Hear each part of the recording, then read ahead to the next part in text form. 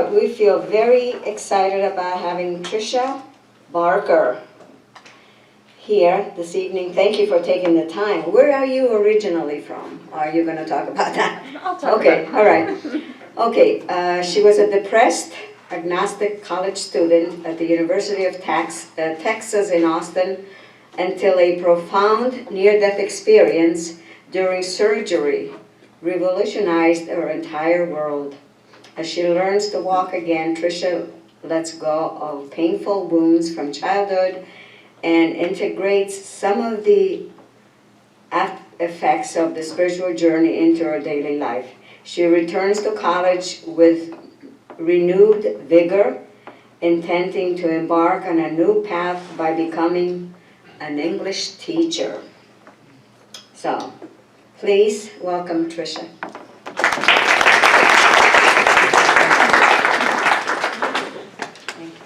All right, well, I didn't print out a flyer, so that was just a portion from the back of my book, Angels in the OR.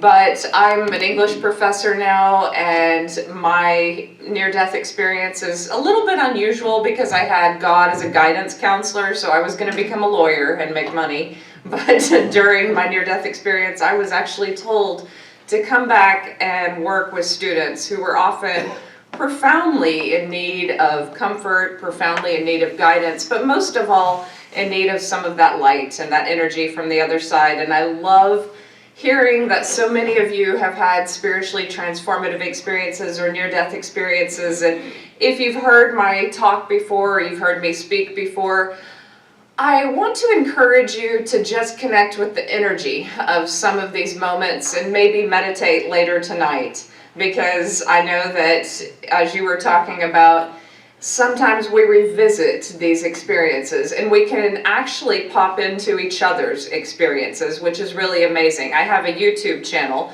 and if you want to look me up, or how many people know that I have a YouTube channel?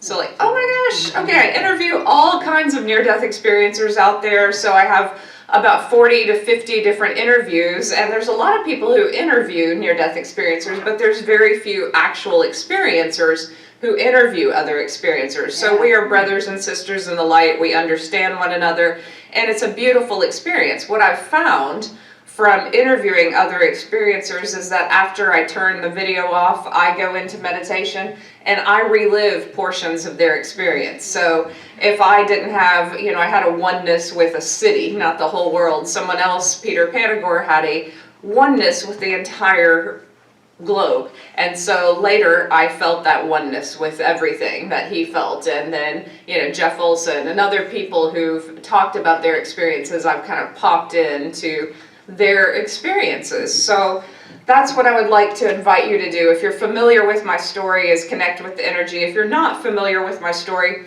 then just listen, but also connect with it too on an energetic level.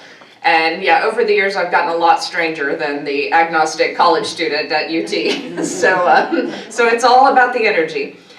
So I'll just begin this talk talking about who I was before the accident. And who I was before was a kid who grew up extremely poor. And when we're talking about poverty, I mean, we're talking about East Texas poverty, a shotgun house with, when people talk about black mold now, I'm like, I thought that was wallpaper. Like we're talking sinking floors, rats that I could see beneath that, water that came in through the roof.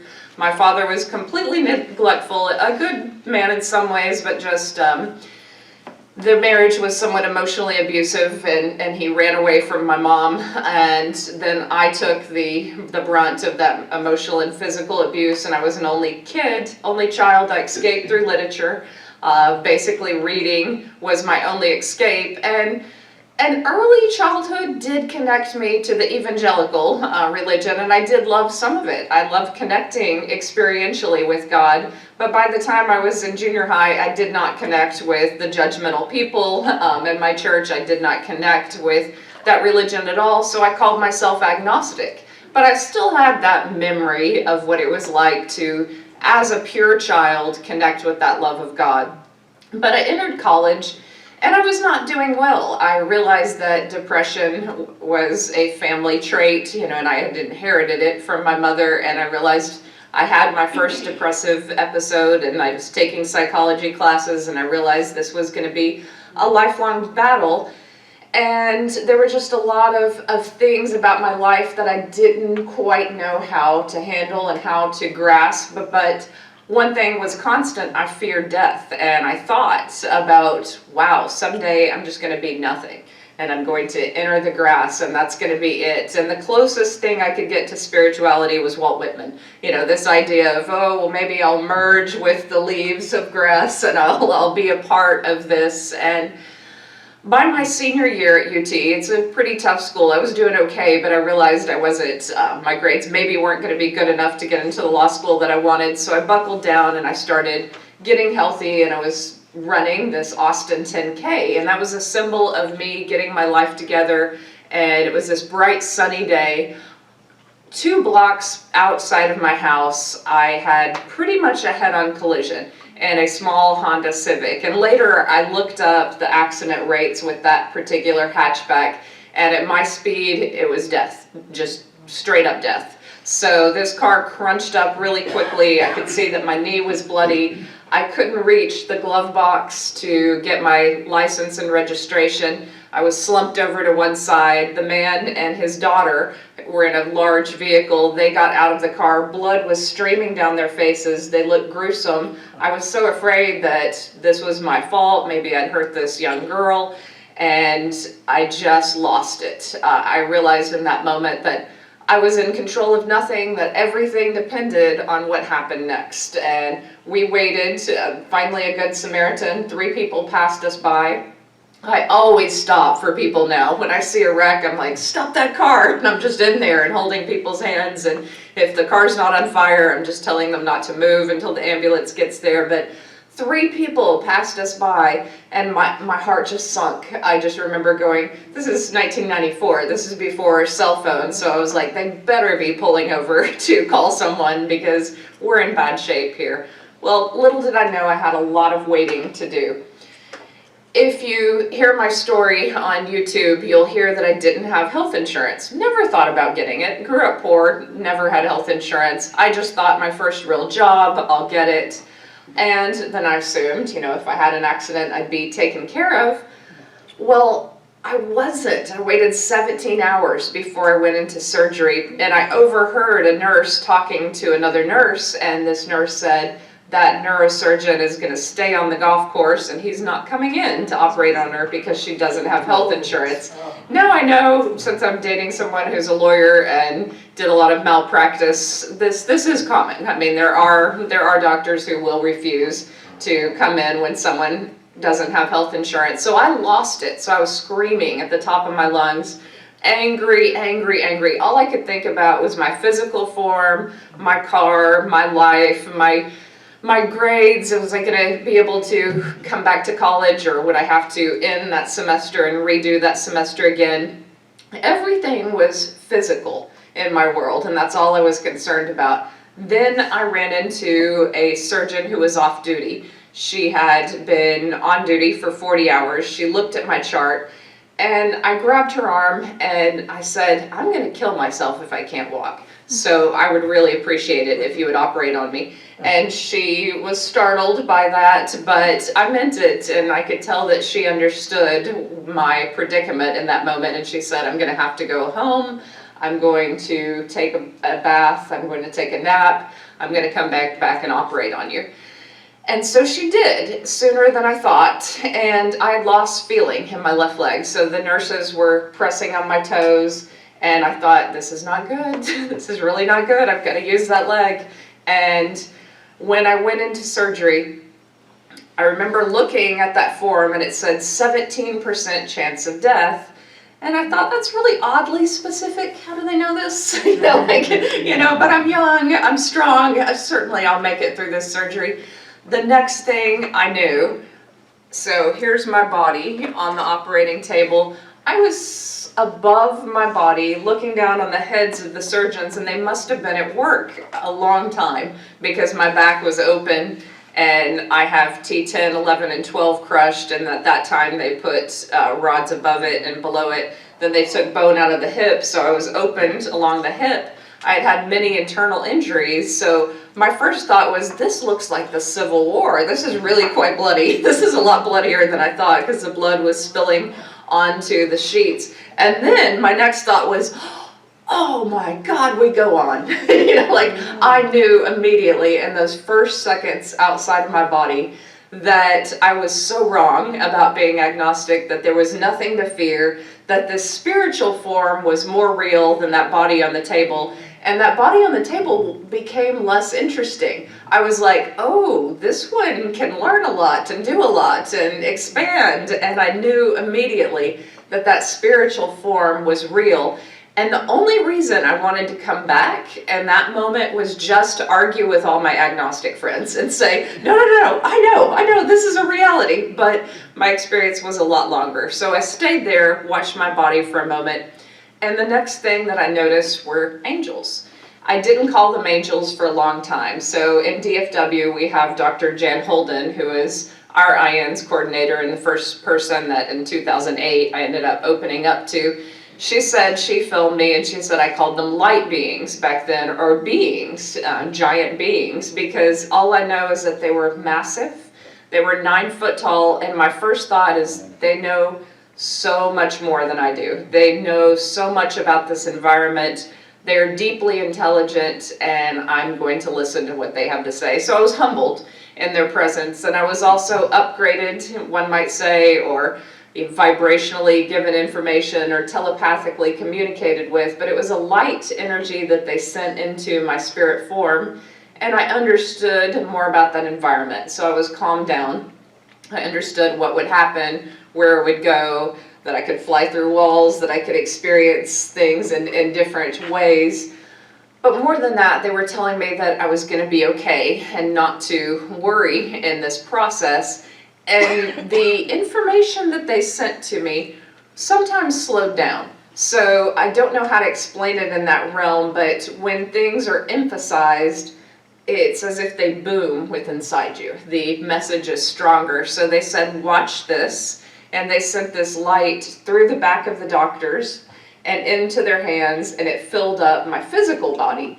And I knew that all the bone fragments would be picked out. And then I was also really excited because I thought, these brilliant neurosurgeons don't know that angels are working through them. And I knew that the rest of my life was going to be really weird, because I was going to know that angelic beings could work through someone whether they knew it or not, whether they were aware of it or not. And I had no concept of Reiki energy. I had no idea that any of this stuff existed at this time in my life. I was more of a party girl than anything, and as the book describes, somewhat depressed and materialistic. But the sight of these angels stuck with me. The next thing I knew, though, is the monitor flatlined, and I knew that from TV shows. And so in that moment, I realized that that was an out-of-body experience, and now it was technically dead, and now the medical professionals were going to have to deal with that. And honestly, I didn't want to see it, because the body was already pretty bloody and gruesome, and I thought, there's more to explore than this. I'm going to get out of here. I had a verifiable moment in my near-death experience, which is one of the reasons it's been on the I Survived Beyond and Back series and National Geographic. And Dr. Oz also interviewed me, but researchers and IANDS, of course, loves verifiable details. I saw my stepdad, who had only known about a year, get a candy bar out in the hallway.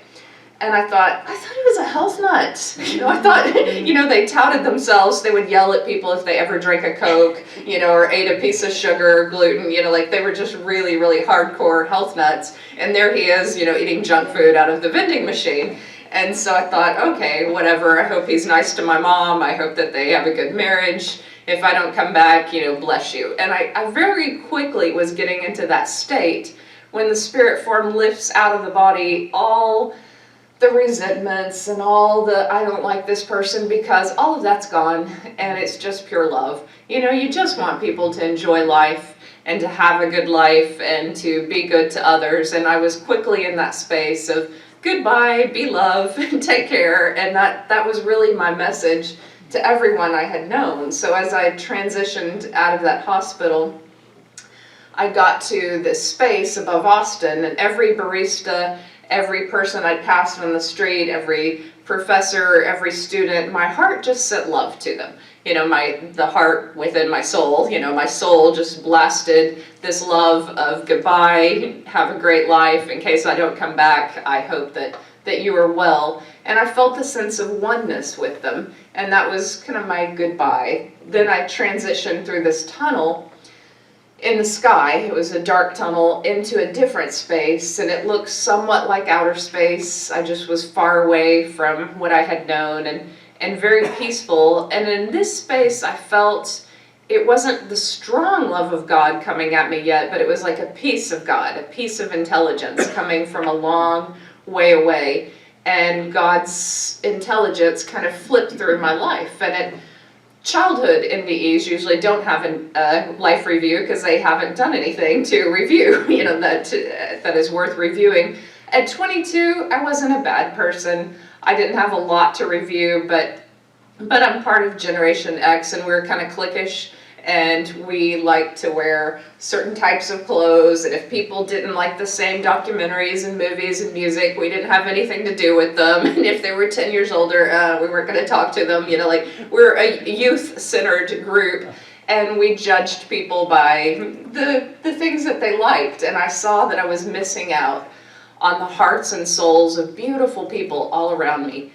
And I thought, oh, here they are, these beautiful people praying for me because they see that I'm depressed or they see that I'm hurting. And I'm not talking to them because they wear white tennis shoes instead of combat boots. Okay, this is ridiculous. You know, like, I suddenly had this awakening that God sees into the hearts and souls of people. They don't judge the outside. God does not judge us by the outside. And that's what I should do, is look into the hearts of people and know them at their hearts, because that's what God sees. And in that moment, I just wanted to come back again. That was the one moment I did want to come back and be better. You know, it was a learning experience, and a lot of people fear the life review, but you are held in love. You are supported in love, and you are shown how to be better. It isn't this deep judgment. At least that's not the way my experience was. It was a uplifting of my soul, a showing me how to be more evolved, a showing me how to connect with others differently. And the lesson that I needed at 22. Probably would need a different lesson at, you know, my late 40s than I needed in my early 20s, but that's who I was then. So that life review completed, and then I began to hear these messages from God, and they got stronger and stronger. And one is, love is all that matters. It's all that you take with you. It's all that you will take with you as you leave. And I thought, I kind of need a better message to bring back. Here I am in the afterlife. This kind of sounds like a Beatles song. Give me something a little bit more tangible, something a little bit more. But these messages were timeless and intense. Another one was, be like a little child. Remind them to go to nature. In this technological age, I find more and more that people are forgetting that nature can heal us. I have a lot of continued pain in my body because of that accident, but I can lean up against a tree. I can turn to that tree and say, hey, I need a little help here today. And the tree takes some of my pain away. I can sit on the earth, and the earth will take my fear, it will take my anger, and it will give me compassion. And these basic tools are things that we're forgetting. You know, that the earth can heal you, a tree can heal you, that there's so much love surrounding us and waiting for us from that angelic realm, from God, from nature at all times, and we just don't tune into it. So in that moment, I wasn't quite sure why remind them to go to nature was important, but it was, and nature, it has a truth to it that grounds us, and it also is a metaphor for so many things that can teach us about how to live better. So that was one of the messages, and then I transitioned into what some people would call heaven, this realm that was just incredibly peaceful. I knew it to be a holding place. I felt it as this holding place, and the grass was very deeply green, kind of like that Kentucky green grass. It was swaying, and every piece of grass was perfect. And when I think about bringing heaven to earth, I do remind people to think of a meditation where the best possible outcome, the highest outcome, the greatest peace, the perfection of heaven is overlaid onto situations that are not perfect here, so that we can begin to feel a little bit of perfection, a little bit of that love and beauty. And that's one way to connect with that realm, but it was perfect, and no death, nothing wrong, everything glowing. And for example, the only person who I knew who was dead was my grandfather. He had died of leukemia, and he looked very old and sick when he died when I was 10. There in heaven, he was glowing. You know, he looked to be about 35, and his skin was just beautiful. His eyes glowed with that light. I hardly recognized him. So he had manifested of all things, and I think we can participate in this realm and change our forms. I became a child in that realm because I was 22. I thought, why not be a child? So I got into my 5-year-old body form and just felt joyful and happy to be in the grass, free like a kid. I looked at my grandfather, and he had a truck that he had given our family.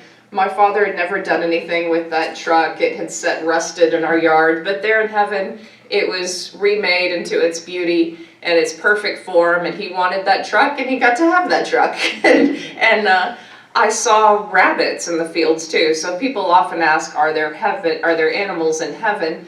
And the rabbits were particular to my faith. So as a kid, I had gone into a briar patch one day, and I'd said, God, if you're real, I want these rabbits and these baby rabbits to come near me. And so I didn't know anything about meditation at 5, but I sat cross-legged, did a little meditation, and these rabbits came toward me. And this is, you know, in real life. In heaven, there they were in the grass. And I thought, faith is a real connector. It is a real thing. And my grandfather being there did what we did when I was a kid. He said, do you want to jump in the back of the truck? And I said, yes. And so there I was in the back of the truck, just enjoying this peaceful realm. He turned back to me at some point and said, do you want to continue on? And I knew continue on meant go towards God. So my soul just flew towards God. I could not wait. I just knew that that was home. That was beauty. That was everything that I wanted. I could not wait to be there. I felt people's prayers, and this is interesting. So some people's prayers came as whole units, and I felt every word. There was one aunt who had lost her daughter, a 22-year-old girl, in a car wreck, and so she was praying desperately that my mother not go through what she had gone through. She knew how painful it was to lose a daughter. So I heard her prayer, and I thought, yeah, but you'll all be here pretty soon, so don't worry about it. Like, you know, in that realm, it doesn't seem like time is a long period of time. And I wasn't moved by any of the prayers. I felt my mother's prayer, my father's prayers, other people's prayers. I also felt the absence of prayers. So people who did not care for me, who I thought did, and not in a judgmental way, just in a, they were very pious. You know, so I think they held themselves up to be religious, but they weren't actually people who prayed or people who cared. And so it was fascinating to see, you know, that the prayers that were connected to love meant more, or the prayers that were passionate somehow were felt, or at least I felt the connection as a soul.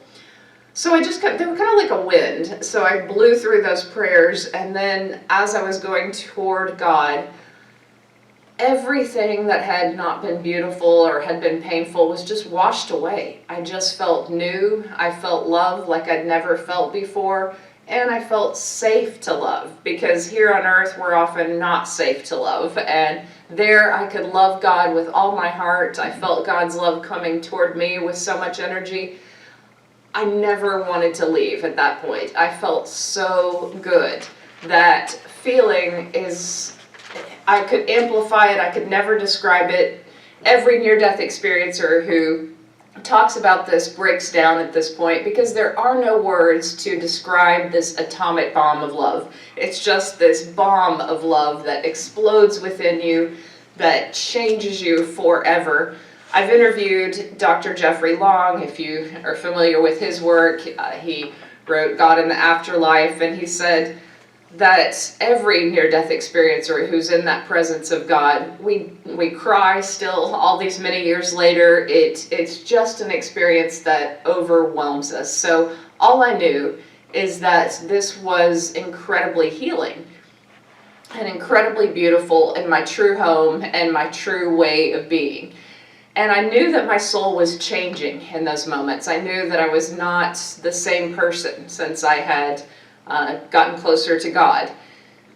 At that point, I didn't want to come home, and God stopped me. Usually there's, in a near-death experience, as many of you have had them, there's a stopping point, where you're either told to come back or you're just sit back or something happens, and sometimes that's very soon in the near-death experience. Sometimes you get very close to that realm of God.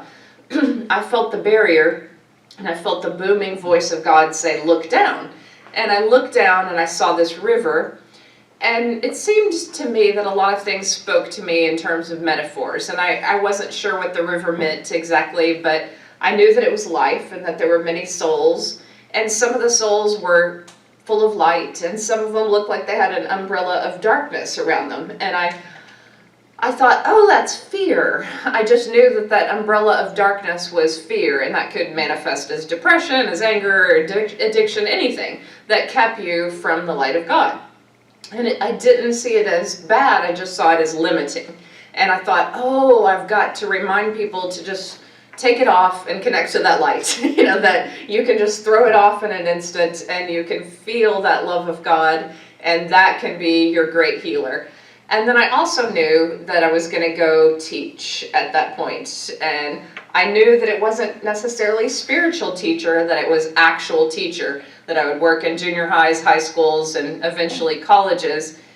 And I didn't like that idea. And I was like, no, God, why don't you just keep me here? I wanted a different career, so I actually argued with God, which apparently was amusing, because at that point I was hurled back into my body. Not just kicked out of heaven, but like hurled, and this black wind enveloped me. And the next thing I knew, I was in the ICU, and they were asking me my name.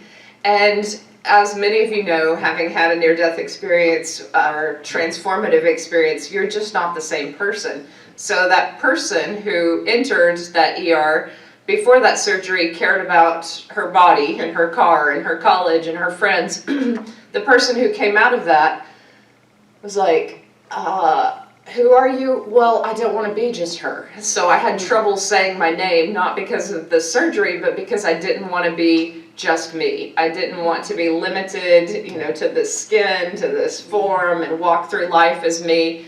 I said, oh yeah, her name is Tricia, but I've been out there. I knew that my consciousness was far bigger than having to come back to this individual self, and it was very limiting and a little disturbing to have to come back to this body, and it was a broken body with a lot of pain. Morphine was pumping through me, and then of course I wasn't communicating as wonderfully probably as I thought I could in my head, but I knew I'd had a near-death experience from the moment I woke up.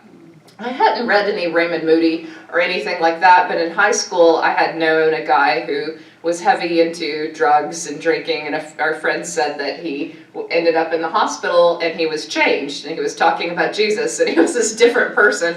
So I was like, oh, now I'm that person. Now I'm going to be that friend that everyone's saying, oh, she's in the hospital and she's weird now. But I embraced it. I was like, whatever, this is what it is. I'm going to learn more about this. And I was different even with all that medication pumping through me. I could see into my family members and pick up on some of their thoughts, and I would finish some of their sentences before them. My mother was only concerned about the finances. She thought she would be responsible, and I was running up a huge bill, $150,000 in the hospital. I said, Mom, we're gonna have to worry about this later. I'm probably gonna file bankruptcy. Like, this is, let's just focus on getting healthy here. Let's not even worry about this. Let's connect as a family. But they couldn't, like they were concerned with the material. They wanted to talk about where they're going to dinner, or where they were when they got the call about my accidents, little material things. And all I wanted to do was talk about God. And so I started grabbing nurses' hands and saying, hey, do you know God? And they would say, yeah, I know God, I believe in God. And some nurses were way more open than others, and some were a little more textbook, this is Texas, so it's still the Bible Belt, and so, many of them were like, yes, I'm religious, I know God, and I was like, but God is this energy, God's this massive force of love that's so profound, and when you feel Him, and they're like, okay, they're stepping away from me, but to me, I knew God on this new level. It wasn't a faith anymore, it was a knowing. And that's different to a lot of people, because most people rely on faith in little moments here and there, but to know God is to know the most loving force imaginable. And I knew my life would never be the same, but I had quite a massive accident to recover from, and 9 days later, I stood up and the nurses made me walk to the end of the hall, and I was in a body cast, and I saw my college, and then I just started crying. It was the only time I allowed myself to feel some self-pity because of my broken body, and then I thought, okay, but I'm going to come back a year from now, I'm going to get my teaching certification, and I'm going to do what God said, and I have this mission. And I was both excited and humbled and sad. And I knew, though, that the way those angels work through those neurosurgeons, they would work through me in the classroom. Now, why did I write this book? Well, National Geographic interviewed me, and when they interviewed me, it was a big spread. I had to look very somber, for one, and I'm really joyful. I'm happy to be alive and to connect with people. I wanted to smile, and they wouldn't let me smile, so it's this somber, sad look on my face, and it's 2 sentences where it said, Tricia Barker saw that her stepdad got a candy bar from the vending machine. This makes her believe that her experience is real. I didn't need that verifiable experience to know that my near-death experience is real. It was nice to have the confirmation, and researchers get excited about this. The part of that excites me is I asked my mom, did James, my stepdad, get a candy bar? She said, yeah, he did. And your dad and I were on our knees praying. We were certain that you were dead. And he came in with this candy bar. He made a joke, split his candy bar with us, and then we got up and enjoyed the candy bar. And I thought, there is a spiritual connection between parents and kids, and my parents knew the moment I was dead. On some intuitive level, they knew to get on their knees, and they knew that my spirit had left. And that connection was real. And so that connection is more important than the fact that it was later verified that my soul saw my stepdad getting that candy bar. But researchers love it. So National Geographic had 3 sentences about me. And the last one is horrifying. They said, yeah, and she believes that the spirits work through her to this day. In the classroom, I was like, oh my God, I have to write a book to set the record straight, to really make this a memoir like any memoir. There's lots of English professors who are my heroes who have written books later about their teaching experiences. So I wrote about all the students I've helped over the years and how much fun that has been. Every time my feet have hit a school district, whether it's junior high, high school, college, I know I'm where I need to be. I feel that energy pouring in. I know sometimes that a student will be hurting, and I'll take that student aside, and I know that guidance works through me. I've heard their ancestors come to me and give me tips. College professors don't usually tell people to leave college, but I've had to do that a couple of times. I've pulled students aside and said, hey, your father, and then sometimes I say it, sometimes I don't, but I've told one girl, said, your father told me that you wanted to do something other than go to college. and her father had died a few weeks earlier. And she said, yeah, I want to be a chef. I want to own a food truck, and I just love cooking, and I'm passionate about it. And I said, you need to go do that. And that, you know, because that was his message to her.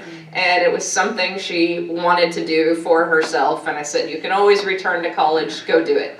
And certainly, you know, you look at some food trucks and they're pulling in some money, you know, like, so it's not a bad career. So you never know what the other side is going to say, but I trust it, and in those moments I go with it.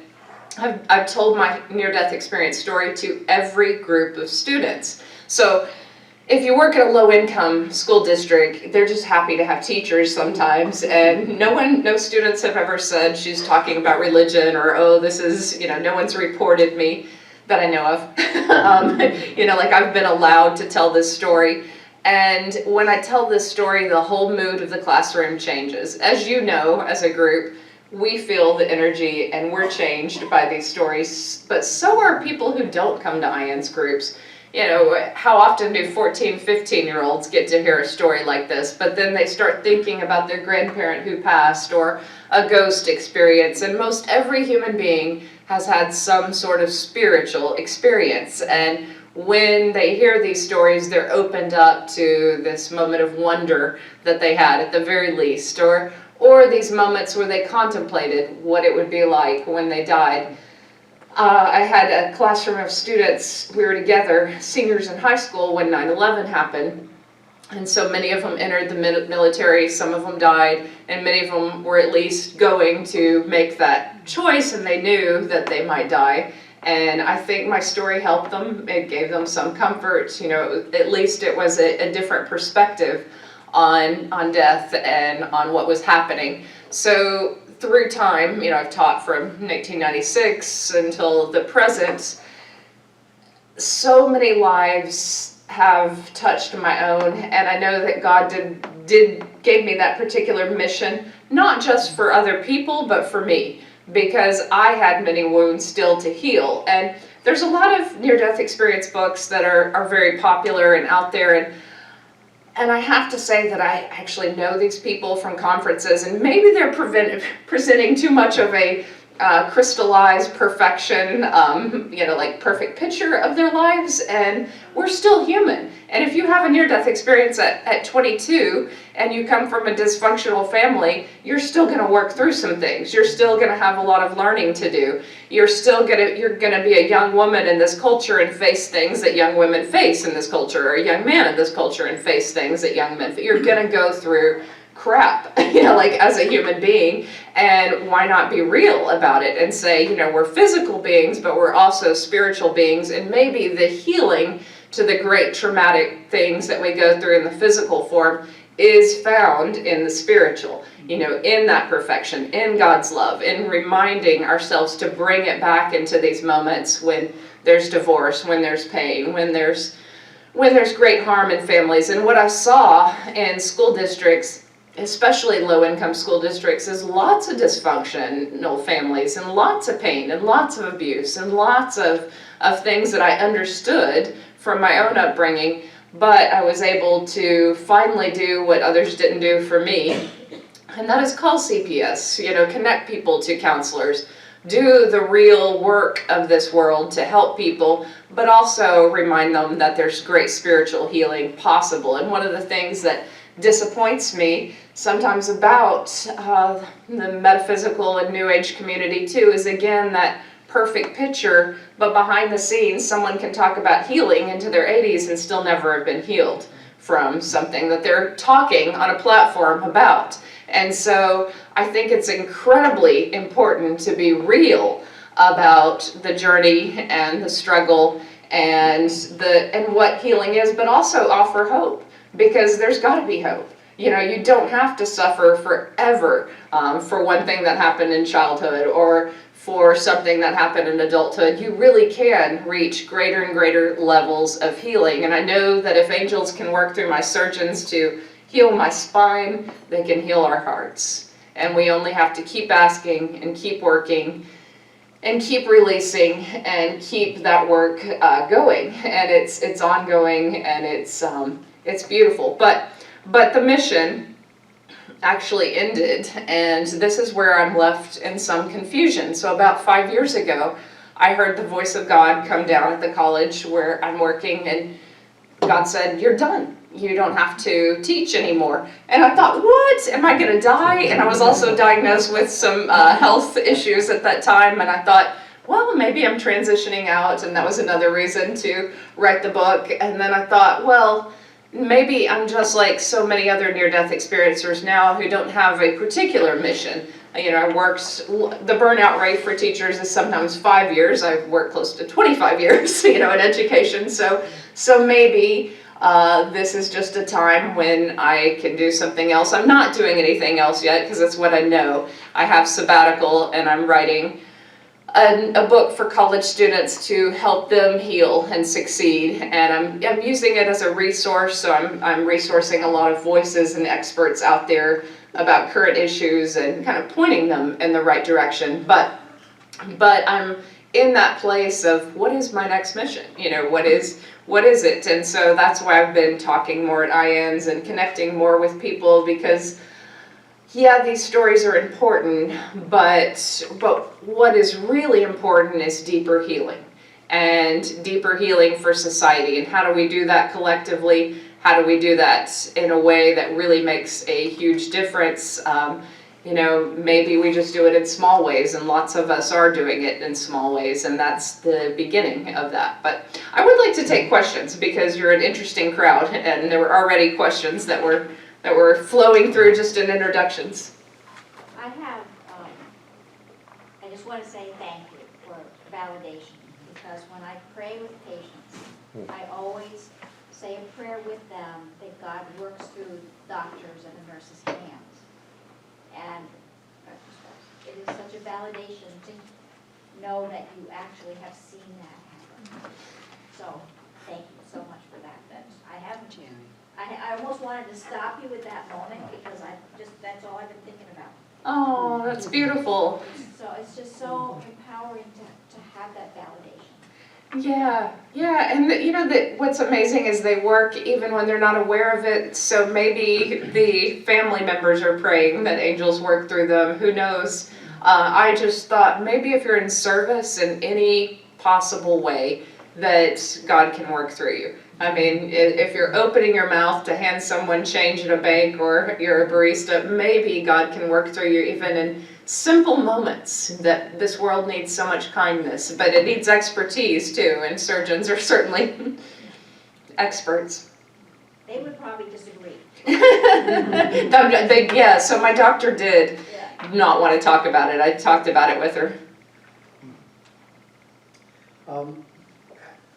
Have you ever had the feeling or the sensation that this physical world is not the real world? The reality is where you were? I mean, can you talk about that? Yeah, that was the first realization, that was the true reality. And I was finally seeing behind the veil, and I thought, wow, we take this so seriously. You know, like, we take all of this physical stuff seriously, and it is serious. But there's another reality to it, and only there. I talk with many people who fear death, and I want to do more hospice work. I know some of you do that kind of work. I would love to be more involved. It's okay. You know, when you're in the body, you're going to fear it. All I can say is when you're out of it, you're not.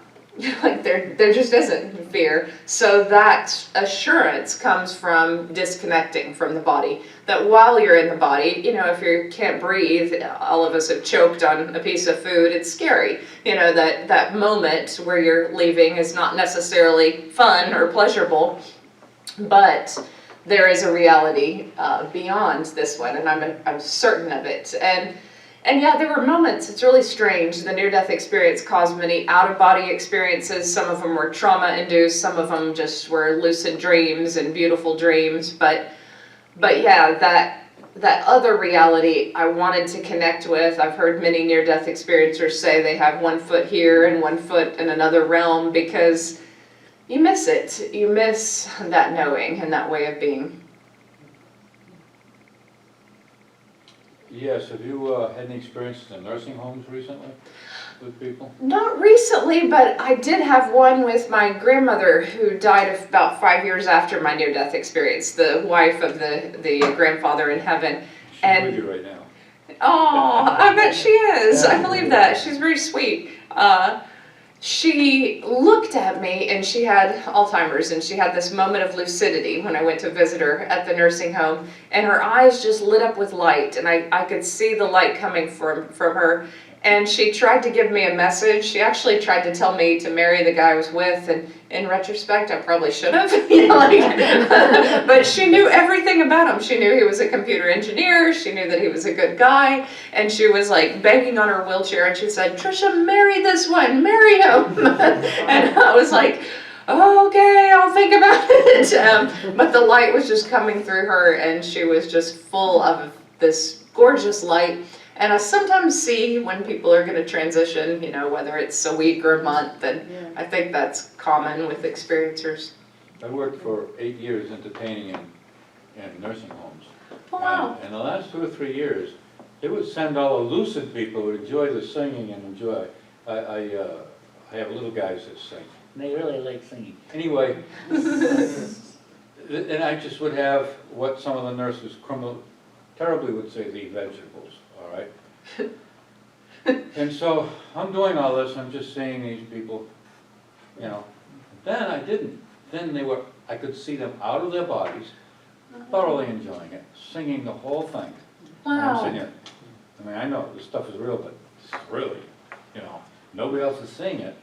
And my dog did, though. My dog understood it. And it was, for 3 years, I was entertaining them and they were enjoying it, but they were out of their bodies. They weren't, and they got to know them, and some of them, when, psychically I talked to one of them, and, must be awful lonely here. No, I'm with my daughter and grandchildren all the time. I'm not here. Aww. In other words, they're traveling, they're not in their bodies. Yeah, that's great. It's common. This is not like abnormal. This is the rule of law. Yeah. Why stay there? I have confirmation of what you're saying, because my dad had a brain tumor, the fast-growing. He wasn't there for 3 weeks. Yeah, exactly. So when he died, he came to me to dream, and I had all these classes to teach, and I couldn't spend that much time with him. And he said, "I was only there when you showed up." He said, "I slept and was out of body or just not there." He said, "I just knew when you were going to come, so I made the effort to open my eyes and be there and connect with you." I was like, amazing. What is your YouTube site? You can just Google me on YouTube, and it'll probably come up if you just put in Tricia Barker in the search engine. But it's actually Near-Death Experiences Healed by the Light. You got that? You describe your angels as being large, and there are many people in this group who have encountered angels. I wondered if you all might discuss the angels and the description, see how they were like, and so on. Yeah. So I've heard of people connecting with angels much like mine, but people have seen them in human form. They've seen them in different ways. But if someone wants to talk about angel communication, I love it. Love it. Feeling. It's, even though I'm a visualist here, it's more of a feeling, encompassing. I've felt many hugs, and it's just on a regular basis. It's comforting, very comforting, even though I'm pretty joyful anyway, but, at times.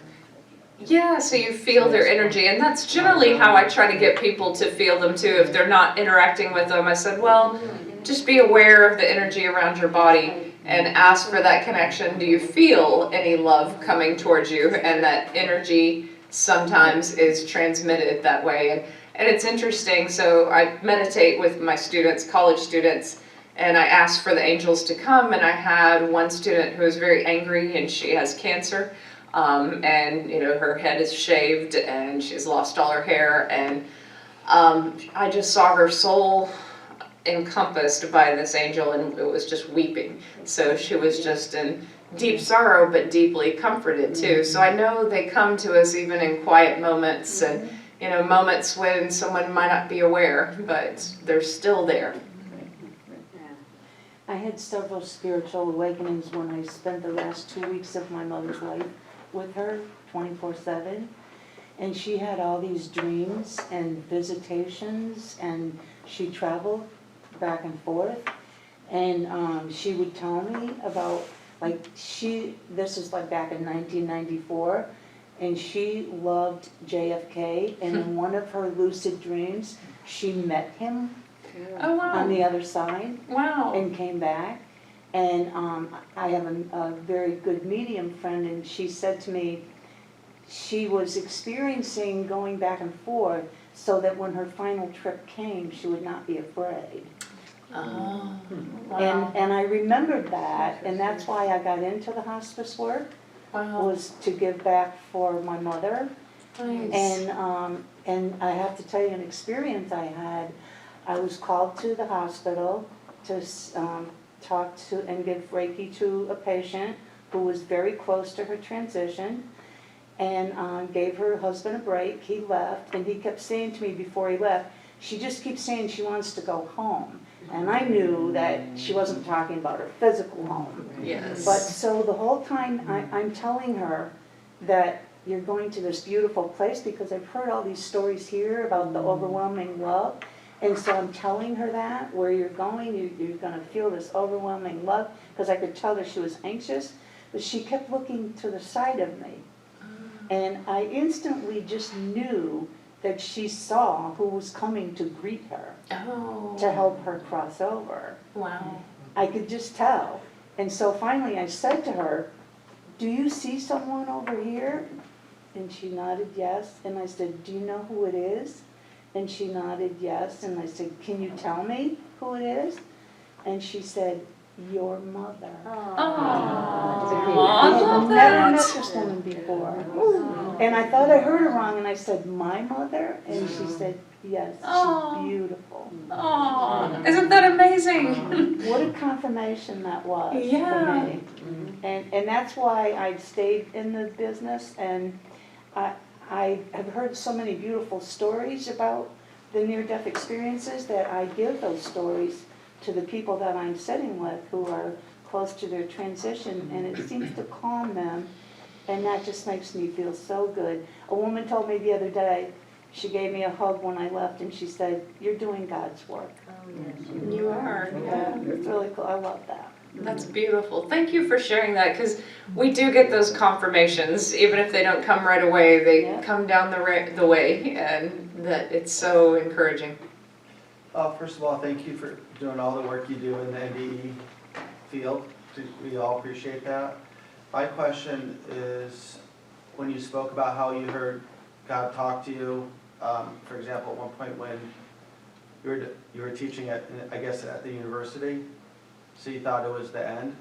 Well, in that example, what you're speaking about, how did you know definitively that that was God's, or not Yeah, God's voice, but not your mind? Right. You know? Thank you for that, because it boomed within me, and I recognized it from the near-death experience. So the voice that came through me and told me about my mission to be a teacher, I didn't expect to hear God's voice that day. I just had a salad from the salad bar, and I'm walking up the stairs, and then suddenly this booming comes through me, and it's undeniable. And I was really shocked by it. I almost dropped my salad, like, what? This is strange. And I thought, I just recognized it. And I still struggle with it, to be honest. I don't understand why, but I just know that this is a new part of life where I'm opening up to new things. And what I know more than anything is in doing the YouTube channel and, giving a few medium readings and connecting with others, that my connections with others are still the same, that's important. That, they were students at one point, but now I'm still connected with people all over the globe now in small ways. I'll just get text messages from random people. Some woman who was almost attacked by a pit bull, and she said, Tricia Barker would want me to fight for my life. And I was like, oh, people think about me when they go into surgery. They call for their angels, or they remember to protect themselves and to love themselves enough to make it through life. And I think, well, that's a different kind of mission, but it's a it's just a reaching people one-on-one. Excuse me. How would you describe the boom if you didn't use the word boom? I know, it's hard. It is a vibration that came through the body. So I felt this vibrational voice because their telepathy and it was an energy, you just understood what was being said, but to be back in the physical form, it was just this vibration that was actually slowed down so that it seemed as if it was audible in that realm. It was almost as if I was reading it. Certain things slowed down so much. It was like, love is all that matters. Remember this, that there's this intensity. And I did try to clarify. I said, well, God, what do you mean my mission is over? Am I going to die? And the message was, you can do what you want to do. And I joked, because I do joke, and I said, oh, so I can go just live on a hammock by the beach and do nothing and just, drink pina coladas for the rest of my life. And God was like, no, yes, like, that you worked with the angelic realm to help students. You can do what you want in this world, but you're still going to have to use that realm. I have a second question. At one point, you were asked, did you want to go ahead? I think was it your father? Grandfather. Oh, did I want to continue on? Yes, you wanted to continue on, yeah. What would have happened if you had said, no, I don't? I can't imagine not doing it because I was such an adventurous soul, but you yeah. have done that, and I want to know, because you've clarified so many things for which I don't know if God would have spoken through my grandfather, perhaps, because I have known people who have seen Jesus, or they've seen an angel and they sat on the angel's lap or the lap of Jesus, and then they were given that same information. So I think God would have transmitted it through my grandfather, perhaps, that there would have been more messages that he would have given, because he had probably gone to the light, to encourage you. Yeah, and told me what to do. So I think we do have choices, and you're right, that each near-death experience plays out differently for different people because they get what they need. That one person's experience is not going to be every person's experience because our souls are individual and, different levels of learning and knowing. So, yeah. Thank you. That's a good question. And that question is one that I get a lot about, why didn't I see a religious figure? Well, that was personal to me. It was many, many years later. I was in a cathedral and I finally felt the presence of Jesus. But that was the right time for me to feel it, that I had had enough time away from the religion and some of the wounds around that religion to accept the presence of Jesus and to just know him as an energy too that is loving like God. But I needed that time, and so every person is different, I think, on their journey. Yes. You talk about the grass and how green it was, like a dirty blue grass, and how perfect each big piece of grass was. What did the sky look like? Did you hear any music? Would you repeat the question? Yeah, I'll repeat it. So she said that I saw this beautiful grass, and she asked about the sky and did I hear music, and that's a great question. So I've interviewed David Ditchfield and Tony Chicoria, who both came back with musical gifts after their near-death experiences.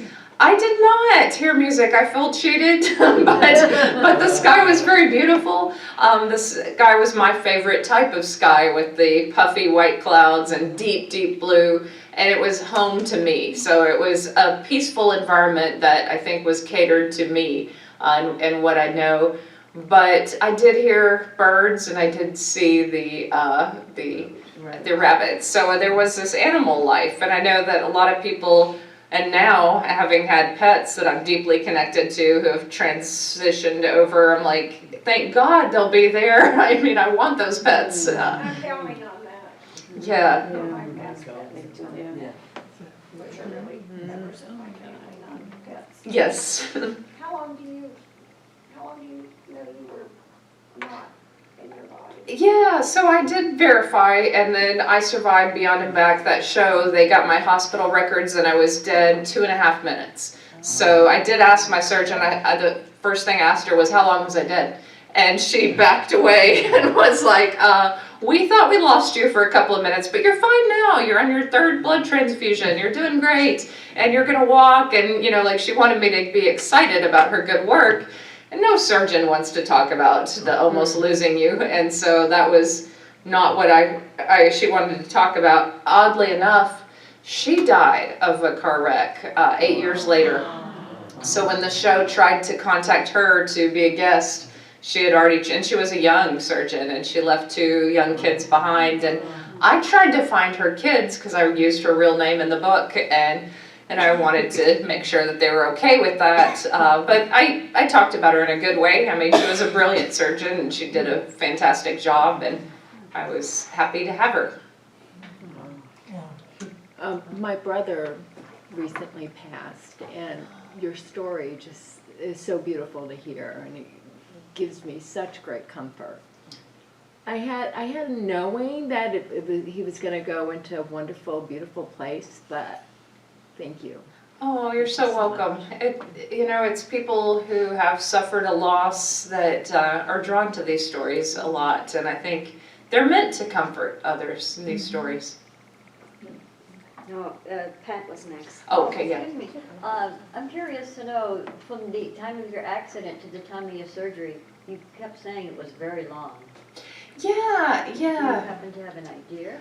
From the time of the 17 hours is when I finally went into surgery, and I was strapped to a board. They wouldn't give me painkillers because I had so many internal injuries. So basically, I know a surgeon had to take the call, had to take and say, she's going to be mine. I'm taking her in to surgery, and I'll take the risk, go ahead and give her the painkillers. So it was bad, but there was a lot of heat, and I was uncomfortable. That was the main thing. So I just remember feeling broken and feeling uncomfortable. But it wasn't quite as gruesome as people imagine, because you're in shock. But I did kind of lose consciousness there right at the end. I think I was so tired of it all. Joan was next. Oh, yeah. That's all right. I was just going to mention about, when you lose somebody. I lost my mom in '82, but she's always been with me. She gave me a message right from the beginning, because I asked her, what do I do now? I went back to college, and she was so thrilled. But then I got letters, and I got full scholarship to University of Connecticut. Harvard School, University of Harvard. And these were all within a month. And back in the 70s, they didn't have computers. So this all happened, and I asked her what to do, and all those letters came that I was accepted for full scholarship here. And my life has been here since. And I was up in New Hampshire, and I didn't know what to do. So a month from her date of leaving, to the month with snail mail and everything. Wow. And it went to different addresses, our old address to my sister's, and she got it to me, and it was still had a month, Wow. and there was several letters. So, and I think, and I can feel that beauty, that she's in, even though she's always with me too. And somebody told me though that I should let her go. I said, I'll never let her go. She doesn't want to let me go. Just She comes and goes, isn't it? Yeah, but for the most part, whenever, I feel there were so many people before this point. Yeah, I remind people that our ancestors do want us to succeed, and that feels right. Like from the beginning of time, why would they not, be working there with us? And I think other cultures were more open to that. But of course, they're there on the other side cheering us on, and they're there loving us and trying to help us and guide us. And it's so wonderful when people open up and are able to feel it and feel that connection. And I think the more we talk about it, the more people can open up and feel their loved ones on the other side and get those confirmations. Well, we'll take maybe 1 or 2 more questions, and then I don't want to take all these books back to Texas, so even if you don't have cash and you just want to take my card and make a donation to my website, I'd love to give you a book and sign it and answer some of your questions. But just curious if your view on intuition has changed over the years at all, or not? That's a good question. So, I was stubborn, obviously, and I was a young kid.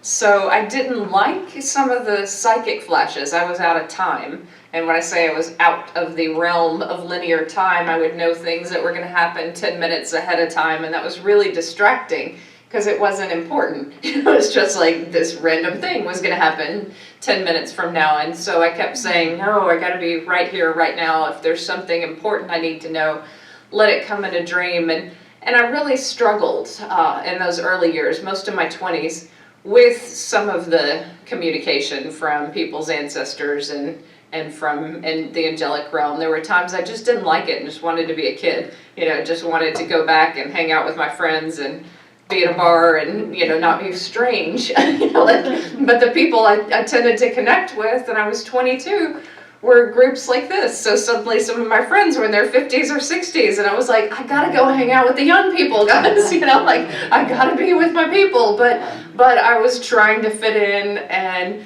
drown out some of those messages because it was just a little much sometimes. So now what I know is that it's okay. Take a deep breath. You can integrate it into your life through meditation, through just being more peaceful about the whole thing and not fighting it. And you can't know everything, and I don't understand why, we only get some portions of it, and that's just a mystery to me. So I don't give a ton of medium readings, but I give some, and I'm always willing to refund money if we don't have a real good connection, because sometimes evidence just flies in and it's just so strong, and I just, can tell you everything about the way a person looks, and then other times it's just a few details, and I don't know why. I don't know why it flows really well sometimes and why it doesn't at other times, but it seems to be a little bit of mystery. So intuition is not an exact science, I don't think. It takes two. It takes two. I mean, it's you and the other person who's willing to. The giver and the receiver. I know very, very early in your presentation, you used a term that I very, very rarely hear. People always talk about God's love, and you reference God's intelligence. And I'm very curious about that. Yeah, it was important to me that angels were intelligent and God was intelligent. And I think because I was such a snob about religion, that I looked at people in East Texas and I thought, I loved college and I loved my professors and I loved learning and evidence and facts, that I was going to honor someone on this other realm who had great intelligence and who was more intelligent than me and knew more. And so these angels seemed to have this deep intelligence and knowing of that realm. So I would humble myself, I think, in that moment and go, okay, I'll learn from you. And then God's intelligence too. I mean, there's so much that we don't understand, and there's so much that I still don't understand, and all of us don't understand. And I think God is just out there with this great knowing, wondering why we don't ask more questions and connect with that intelligence and bring it here more often. And, there's just little groups like this of us who are, and yet there's this whole world of people who are not asking questions and not really thinking about what's possible and what we can do next. And when I'm around a group of near-death experiencers, sometimes we have moments of telepathy and we have these moments of just greater knowing. And so there's a lot that's possible. I appreciate what you said, like just now, about the meditation and everything. Did you find that, like when angels or spirit or God, based on metaphor, whatever you want to call it, that would be helpful? But like what you were saying, sometimes that you looked at it and sometimes you didn't. But for me, it was very helpful that I would say, why? Why don't I want this now? Or I would question it. What's going on here? And that would help me, because sometimes things that would come to me would be this way, but another time it would become that way. And then something would tell me something completely that I never, ever knew anything about. But I found now that instead of being extreme that I found that I was overdoing things, but I found just by being in balance and giving my time the space, like what really triggered me just recently, you just said about meditating and everything, and that so helps, so helpful for me to comprehend and understand. And that, I was so thankful for so many times because I did that. That helped me for the next thing along the way. And I said, wow, this is really something, because I said, now I got it. But then I found that when I was holding on to that, I wouldn't allow myself to be able to see something more. And just recently, I'm finding out that it's like I came out of me. I knew I was in a box, and I came out of a box, but something happened. I'm not afraid. Yeah. Because I'm going to say things right, and I'm going to say things wrong, and some things I'm going to say non-intentionally, and some things I'm going to say intentionally. And I said, wow. And it feels so good to be able to do all of that. Yeah, the energy around you is full of light, and so that you were connecting my with question that. was, did you feel some of these things in your process of all? Yeah, I didn't understand everything all the time, but I would trust, so I'd go into a classroom. Sometimes I would just see that, someone was squinting their eyes and folding their arms, and, that's just basic body language, so I gotta work harder, to make that person open up to me and laugh and connect with the class. And then other times, my consciousness was moved aside, and I think, angels really spoke through me, or a force of guidance spoke through me.